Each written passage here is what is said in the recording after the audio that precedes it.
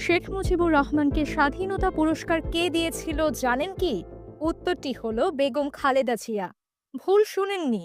২০০৩ সালে বেগম খালেদা জিয়ার সরকার দুজনকে একসাথে স্বাধীনতা পুরস্কার দেন। তারা হলেন শেখ মুজিবুর রহমান ও জিয়াউর রহমান। একবার চিন্তা করে দেখুন, কতটা উদার মনের মানুষ ছিলেন খালেদা জিয়া। এর জবাব হাসিনা কিভাবে দিয়েছিলেন জানেন? ২০১৬ সালে জিয়াউর রহমানের স্বাধীনতা পদক বাতিল ঘোষণা করেছিল হাসিনা সরকার। এবার ২০২৫ সালে আবারও সেই স্বাধীনতা পুরস্কার ফিরে পেলেন স্বাধীনতার ঘোষক শহীদ প্রেসিডেন্ট জিয়াউর রহমান।